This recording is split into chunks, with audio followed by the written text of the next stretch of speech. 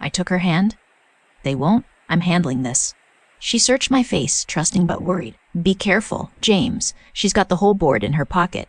That night I lay awake, picturing Lina and Marcus playing in a yard that no longer felt safe. The HOA's move wasn't just about a clubhouse. It was a message we didn't belong, and they'd take what they wanted. I thought of the families before us, pushed out by Marjorie's fines and harassment, their stories whispered at neighborhood barbecues. The racism wasn't always overt, but it was there, in her standards that only applied to certain homes, in the way she'd watch us like we were intruders. I wasn't just fighting for my land. I was fighting for every family she'd bullied for the right to exist in a place we'd earned. By morning, I was ready. I called a friend at the county recorder's office, confirming the OA survey was unregistered, a blatant forgery. I met with Alina, who dug up case law on HOA overreach, including a precedent where a board was dissolved for illegal land grabs. Every piece was falling into place, but I kept my cards close. Marjorie was about to learn that stealing from a federal judge wasn't just a mistake. It was a career ender, and I was going to make sure her fall was as public as her arrogance. Marjorie's dismissal at her doorstep was like a gauntlet thrown down, and I knew she'd come back swinging. She wasn't the type to retreat. She'd double down, twist the narrative, and rally her HOA loyalists to bury me. I was ready, but the next few days tested my patience in ways I hadn't expected. Marjorie didn't just want my land. She wanted to erase my family's place in this neighborhood, and she was willing to play dirty to do it. The first sign of her counterattack came Monday morning. I found a neon green flyer taped to my mailbox, its bold letters screaming, "Dangerous resident threatens community harmony?" Below was a blurry photo of the fence in my backyard, captioned with lies about my own cooperative, attitude, and refusal to support your progress. It didn't name me outright, but the message was clear, and the kicker was a line that hit like a punch. We must protect our neighborhood's values from those who don't belong. Aisha saw it first, her hands shaking as she handed it to me. James, this is about us. About who we are. Her voice was steady, but her eyes betrayed the hurt. The racism wasn't subtle anymore. It was a dog whistle, loud and deliberate, meant to turn neighbors against us. I tore the flyer down, my jaw tight, but they were everywhere. On lampposts, mailboxes, even the community bulletin board. By noon, my inbox was flooded with HA notices, a $2,000 fine for obstructing community development, another for unapproved fencing, the irony burned, and a demand to attend an emergency HA meeting to address resident concerns. Marjorie was weaponizing the HOA's bureaucracy, betting I'd buckle under the pressure. She didn't know that pressure was my domain. Every day in my courtroom, I faced layers and manipulators, and I'd learned how to outmaneuver them all. I sat Aisha down, showing her the deed and my legal notes. They're bluffing, I said. The land's ours, and their survey's a fake. I'm building a case. She nodded, but her worry lingered. What about the kids? Lina heard kids at school whispering about the flyers. Marcus asked why we're bad neighbors. My heart sank. My kids, 10 and 7, too young for this, were caught in Marjorie's crossfire. I hugged Aisha, promising, I'll fix this. They won't touch our family. But inside, I was seething. Marjorie wasn't just stealing my land. She was trying to steal my kids a sense of home, and that was a line she'd pay for crossing. I called Alina, my law clerk, who was already digging deeper. She'd found a whistleblower, a former HOA treasurer named Carla who'd quit after Marjorie pressured her to adjust financial records. Carla was nervous but willing to talk. Over coffee at a diner, she spilled everything Marjorie had funneled HOA dues into pet projects, including the clubhouse, without board approval. She'd also targeted problem residents, mostly minority families, with trumped-up fines to force them out. She called it keeping the neighborhood pure. Carla said, her voice low. I kept receipts. Emails, budgets, meeting notes. It's yours if you need it. I thanked her, my mind racing. This wasn't just about my backyard anymore. It was about dismantling a system of abuse, and Carla's evidence was dynamite. Meanwhile, Marjorie's campaign grew uglier. At the grocery store, Aisha overheard neighbors whispering, some avoiding her gaze. One woman, an HOA board member, cornered her in the produce aisle. You should talk to your husband, she said, her tone icy. This clubhouse is for everyone. Why is he so selfish? Aisha held her ground, replying, selfish. Tell Marjorie to stop stealing our land. The woman huffed and walked away, but the encounter left Aisha shaken. When she told me, I felt a familiar burn. Marjorie was painting us as the villains, banking on the neighborhood's biases to isolate us. I wasn't fighting alone, though. Mrs. Thompson, a retired nurse who'd lived here for 30 years, knocked on our door with a plate of cookies and a fire in her eyes. I saw those flyers, she said. Marjorie's been pulling this nonsense for years. You're not the first black family she's gone after, but you're the first to stand up. She'd rallied a few neighbors, quiet supporters who'd been fined or bullied by the OA. We're with you, she said. Just tell us what you need. Their support was a lifeline, but I kept my plan close. I wasn't just James the neighbor. I was Judge James Harlan, and I was crafting a legal trap Marjorie couldn't escape. The HOA meeting was the next battleground. The community center was packed, the air thick with tension. Marjorie stood at the podium, her smile polished but her eyes cold. She launched into a speech about community unity and the urgent need for the clubhouse, framing me as the obstacle. Some residents, she said, pausing for effect, refused to cooperate, putting their own interests above our shared goals. We can't let selfishness divide us. The racism was coded but clear, her words landing like darts. A few heads turned my way, some nodding, others uneasy. I stood, my voice calm but carrying the weight of the bench. If unity means stealing my backyard, Marjorie, you've got a funny definition. The room stirred. I held up my deed, its pages crisp. This proves that land is mine. Your survey's a forgery, and your clubhouse is illegal. Care to explain why you trespassed? Her smile faltered, but she recovered fast. The board acted in good faith. We believed that land was unclaimed. I didn't blink. Unclaimed? My family's lived there for 10 years. Or did you just assume a black family couldn't own it? The room went silent, her allies squirming. Mrs. Thompson stood next. She's done this before. Fined my son for his car, called it too loud. It's always the same families. Other voices joined, airing years of grievances, unfair fines, harassment, favoritism. Marjorie tried to gavel the meeting to order, but the tide was turning. Her allies shouted, but the crowd was louder, demanding answers. I sat back, watching her unravel. She'd expected me to back down, to be intimidated by her flyers and fines. She didn't know I'd spent years in courtrooms, facing down bigger bullies. Elena texted me during the chaos, got more dirt. Marjorie's been dodging taxes on HOA funds. Meet me tomorrow. I smiled. The trap was tightening, and Marjorie was walking right into it. She thought she controlled this neighborhood, but she was about to face a judge who'd make her answer for every lie, every theft, every family she'd hurt. The HOA meeting had cracked Marjorie's facade, but I knew she'd come back swinging harder, like a cornered animal baring its teeth. She wasn't just fighting to save her clubhouse. She was fighting to save her grip on the neighborhood, and she'd burn it all down before admitting defeat.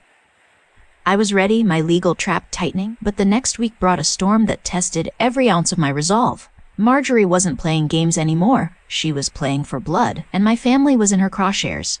It started with a certified letter, delivered by a smirking courier who looked like he'd been handpicked by Marjorie. The envelope bore the HOA's letterhead, and inside was a lawsuit filed by Marjorie and the board, accusing me of defamation, property endangerment, and breach of community standards. They claimed my false accusations about the stolen backyard had caused irreparable harm to the HOA's reputation, demanding $50,000 in damages and an injunction to stop me from interfering with the clubhouse project. The legalese was flimsy, a house of cards built on lies, but the message was clear: back down or we'll ruin you. I read it at the kitchen table, Aisha's eyes wide.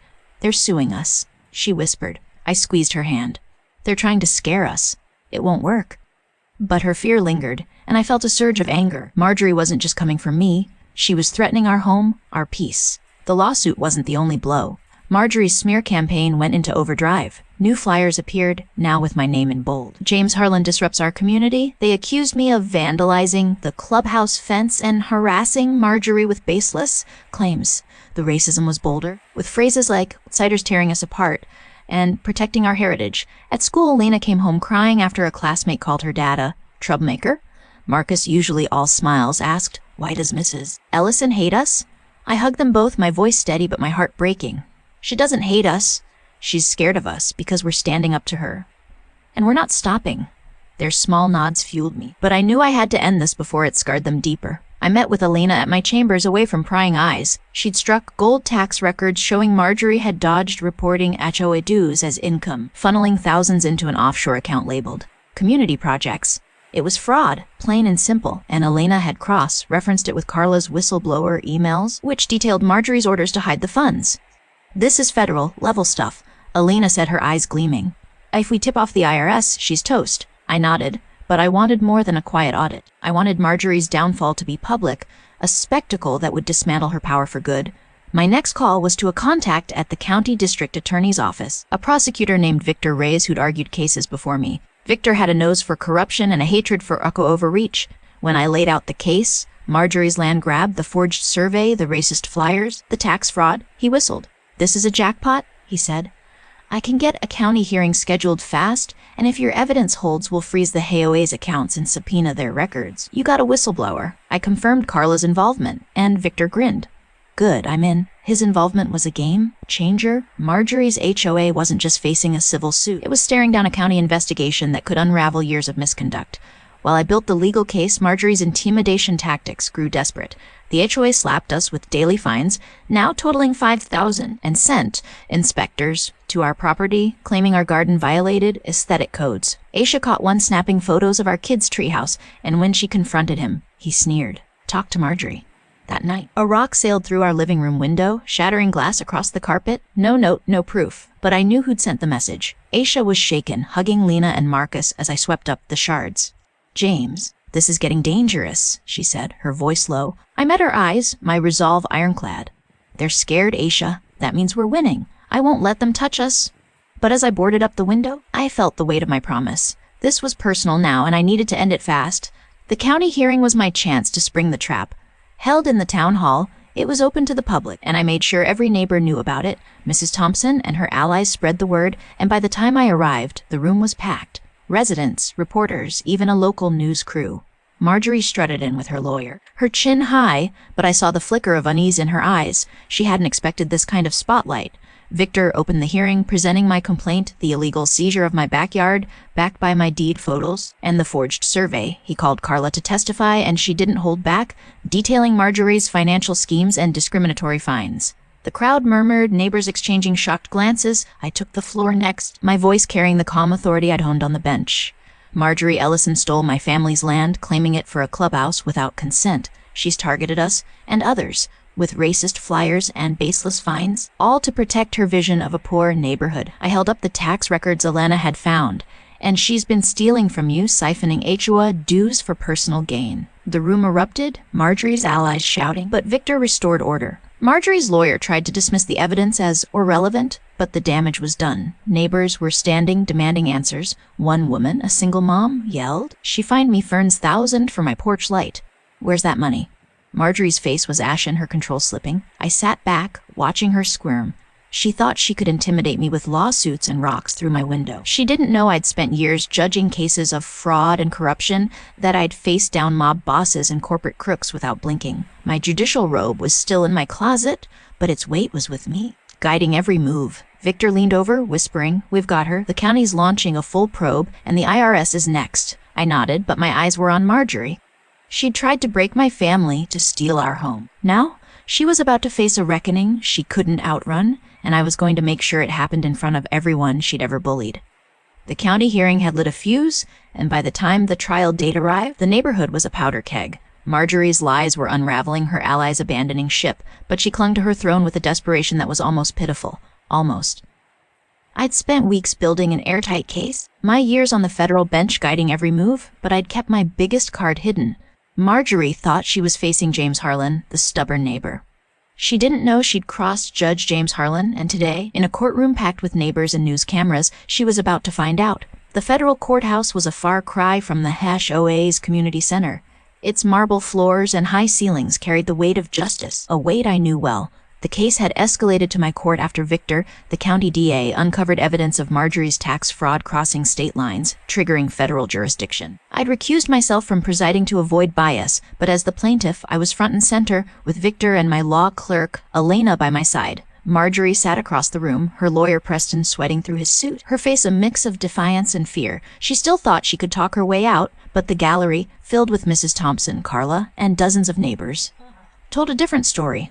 They were here for blood, and I was ready to deliver.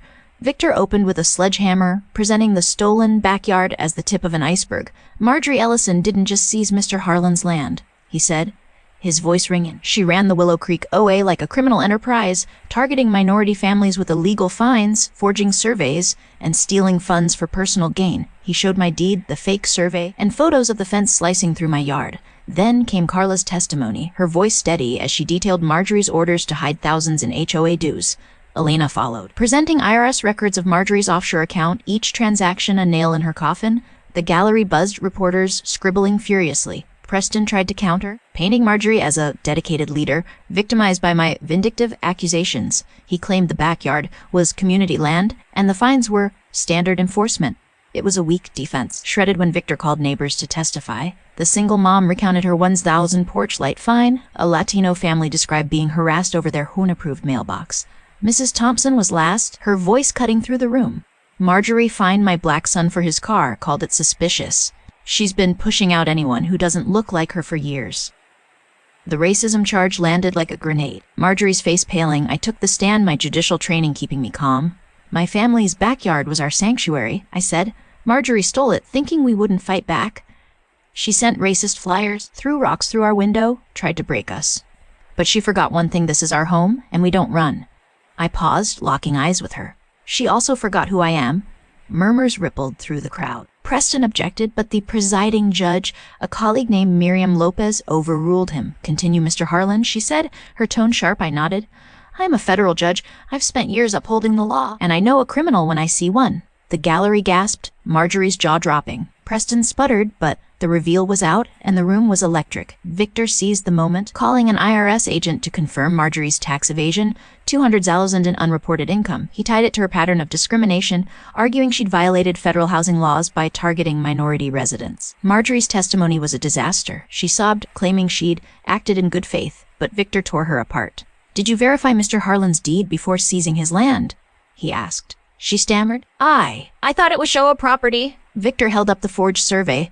"Then why's this document fake?" She had no answer, her lies collapsing under the weight of evidence. Judge Lopez's ruling was a thunderclap. "Marjorie Ellison, your actions constitute theft, fraud, and civil rights violations," she said, her voice like steel. "You're ordered to pay $30,000 in restitution to Mr. Harlan, a $50,000 in punitive damages, and all legal fees. The Willow Creek A is liable for $100,000 for enabling your misconduct and will be dissolved pending a federal audit." The gallery erupted, neighbors cheering. Lopez wasn't done. "Ms. Ellison, your tax fraud is referred to the U.S. Attorney's Office for criminal prosecution. I recommend your immediate removal from the HOA." Marjorie's sob was drowned out by applause, her empire in ruins. As she was led out, head bowed, neighbors swarmed me. Mrs. Thompson hugged me, tears in her eyes. "You gave us our neighborhood back," she said. Carla shook my hand, whispering, "Thank you for listening." The news crew cornered me, but I waved them off. This wasn't about fame, it was about justice. Victor clapped my shoulder. "The IRS is moving fast. She's looking at jail time." I nodded, but my mind was on my family. The HOA's dissolution was swift. The county appointed a new board led by Mrs. Thompson with strict oversight and transparent rules. Marjorie's house hit the market within weeks, its pristine facade a hollow shell. Rumor was she fled to a condo in another state, dodging reporters and criminal charges. My backyard was restored, the fence torn down, Aisha's garden replanted. Lena and Marcus ran through the grass again, their laughter healing the wounds of the fight. That summer, we hosted a barbecue in our yard, the neighborhood transformed. Families who'd been fined or pushed out came back, sharing stories, rebuilding bonds. Aisha stood beside me, her hand in mine. "You did this," she said, her voice soft. I shook my head. "We did this?" Lena and Marcus ran up, holding a drawing they'd made our house, the backyard glowing under a bright sun, labeled our home. I knelt, hugging them tight. "This is forever," I said. "No one's taking it." As the sun set, our yard alive with laughter, I looked at the space we'd fought for. Marjorie had tried to steal our home, our dignity, our place in this world. She'd banked on fear, on division, on the idea that a black family couldn't win. But she didn't know me. Not the man, not the father, not the judge. I'd spent years delivering justice, and this time, it was personal. Our backyard wasn't just land, it was our legacy, our triumph, our proof that no one could break us. And as the stars came out, I knew we'd never let it go.